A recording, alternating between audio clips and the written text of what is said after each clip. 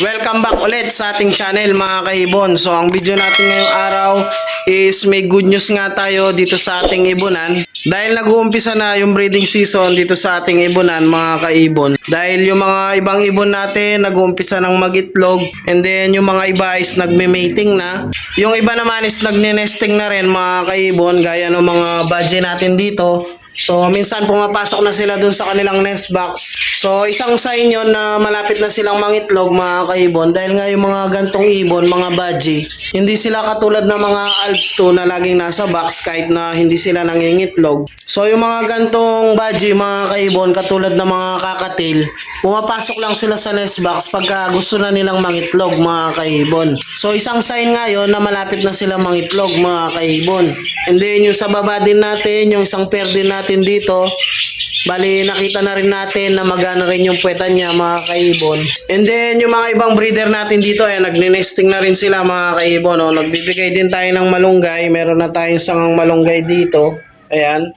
And then yung mga finches din natin mga kaibon, nagne-nesting na rin sila dahil nga tag-ulan na mga kaibon, lumalamig na yung panahon.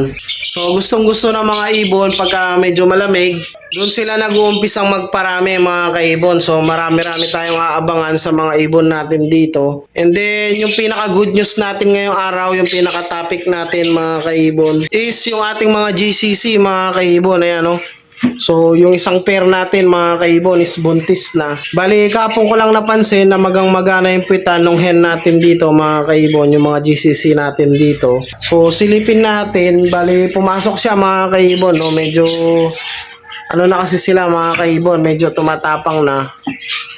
Kaya pumapasok na sa nest box.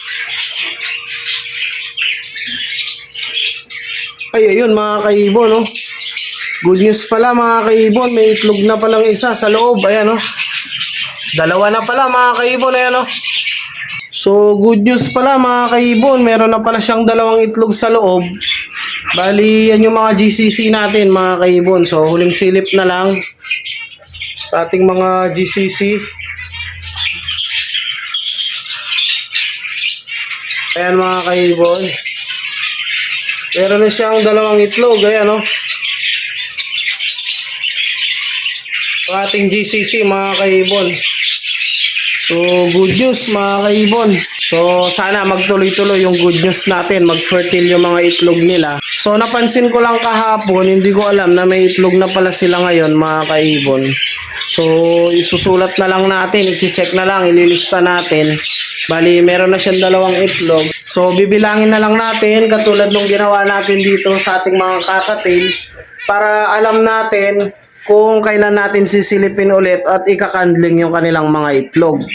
So good news na good news yung video natin ngayong araw mga kaibon. So yung mga ibang GCC naman natin, wala pa namang buntis, pero may nakikita na ako nagme-mate. So medyo naaabala lang sila, hindi lang masyadong natutuloy. So sana ngayong breeding season bumuga lahat yung ating mga GCC mga kaibon. Ayan. Bali meron tayong 4 na pair na GCC dito mga kaibon. So sana nga magsabay-sabay sila mangitlog ngayong season or sunod-sunod mga kaibon. So bali may nakauna na tayo na isang pair. Bali meron na siyang dalawang itlog. So ayun, bali in-update ko lang kayo ulit mga kaibon dito sa mga ibon natin. Bali yun nga yung pinaka good news natin ngayong araw, yung ating GCC. Bali update ko na lang kayo sa mga ibang breeder natin dito sa mga susunod nating videos mga kaibon. So hanggang dito na lang muna. Huwag nyo kalilimutang mag-like, share, and subscribe. And i-click na rin yung notification bell para updated kayo sa mga susunod pa nating videos. So happy breeding sa inyo mga kaibon. And ingat!